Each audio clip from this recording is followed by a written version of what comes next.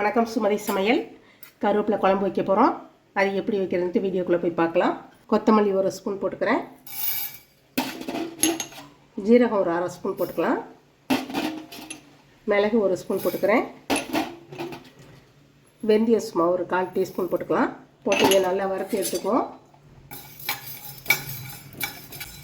ரொம்ப கருகிராமல் கொஞ்சம் சிம்மிலே வச்சு வறுத்துக்கோங்க.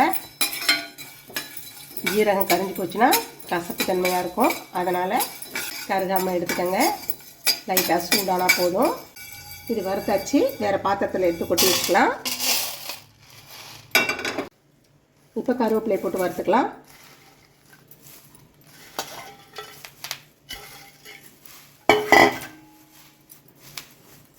ரொம்ப கருக விடாமல் நல்லா சூடாகட்டும்.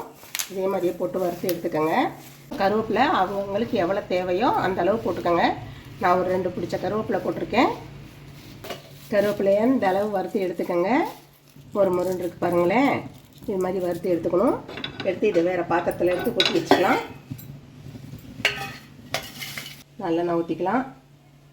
இந்த குழம்புக்கு நல்லெண்ணெய் கொஞ்சம் அதிகமாக ஊற்றிக்கோங்க. ஊற்றிக்கிட்டிங்கன்னா ரொம்ப நல்லாயிருக்கும். நல்லெண்ணெய் தான் டேஸ்ட்டாக இருக்கும். வெந்தயம் ஒரு 1/4 ஸ்பூன் வச்சுருக்கேன். அதையும் போட்டுக்கலாம். கடுகு நம்பருக்கு ஒரு ஸ்பூன் போட்டுக்கலாம். கட்டி பெருங்காயம் வச்சுருக்கேன். அதையும் போட்டுக்கோங்க.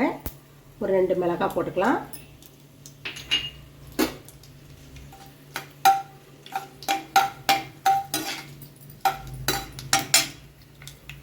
பூண்டு ஒரு 20-25 பல்லு பூண்டு இருக்குப்பா.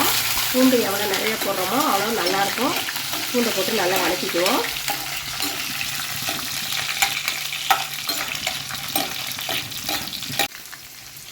கருவேப்பிலை ஒரு 4 போட்டுக்குவோம். போட்டு நல்லா வதக்கிக்கலாம். சின்ன வெங்காயம் கட் பண்ணி வச்சுருக்கேன். அதையும் போட்டுக்குவோம். சின்ன வெங்காயம் இல்லைன்னா பெரிய வெங்காயம், நல்லா பெரிய வெங்காயமாக ஒன்று எடுத்து சின்னதாக கட் பண்ணி போட்டுக்கோங்க. வெங்காயம் பூண்டு எல்லாம் நல்லா வணங்கணும். மல்லியெல்லாம் வறுத்து வச்சுருந்தோம்ல, அதையெல்லாம் கொட்டி நல்லா நைஸாக அரைச்சி எடுத்துகிட்டு வந்துடுவோம். வறுத்த கருவேப்பிலையும் போட்டு எல்லாம் ஒன்றா நல்லா நைஸாக அரைச்சி எடுத்துகிட்டு வந்துடலாம். நல்லா அரைச்சி எடுத்துகிட்டு வந்துட்டேன்.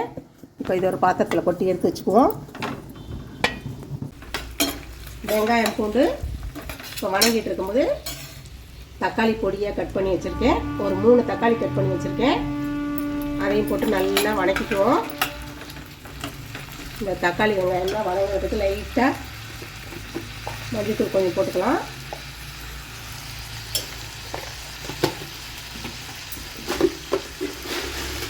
லைட்டாக கொஞ்சம் உப்பு போட்டுப்போம். நல்லா வதக்கிக்கலாம்.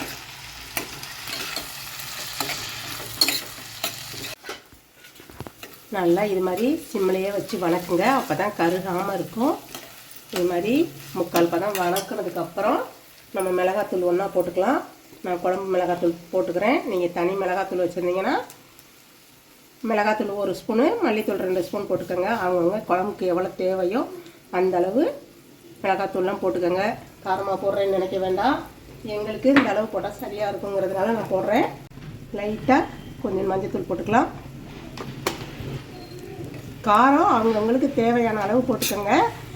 நிறைய காரம் போட்டுக்கமேன்னு நினைக்க வேண்டாம். எங்களுக்கு இந்த அளவு சரியாக இருக்கும். நீங்கள் மல்லித்தூள் மிளகாத்தூள் தனியாக வச்சுக்கிற மாதிரி இருந்ததுன்னா உங்களுக்கு எவ்வளோ அளவு தேவையோ அந்த அளவுக்கு மிளகாத்தூள் மல்லித்தூள் போட்டுக்கோங்க. இது மாதிரி போட்டு நல்லா கொஞ்சம் எண்ணெய் பிரிகிற வரலையும் நல்லா இதையும் வணக்கி விடுவோம். இது மாதிரி எண்ணெய் பிரிஞ்சு வர அளவுக்கு வணக்கி வச்சுட்டு நம்ம கருவேப்பிலை பொடி பண்ணி வச்சுருக்கோம் இல்லையா, அதையும் இதோட போட்டுக்கலாம்.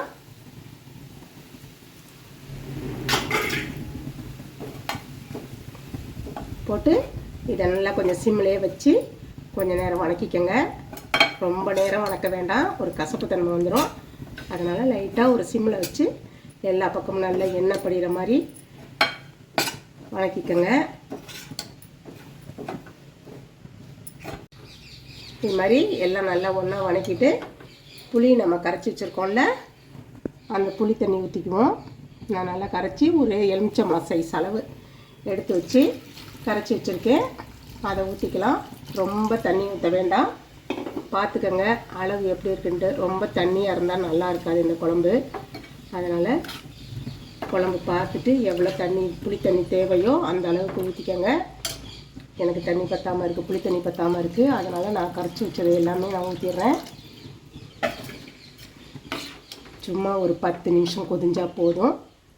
எல்லாம் நல்லா வணக்கிட்டோம் இல்லைங்களா, முன்னாடியே எண்ணெயில் வணக்கி முக்கால்வாசி வெந்துருச்சு.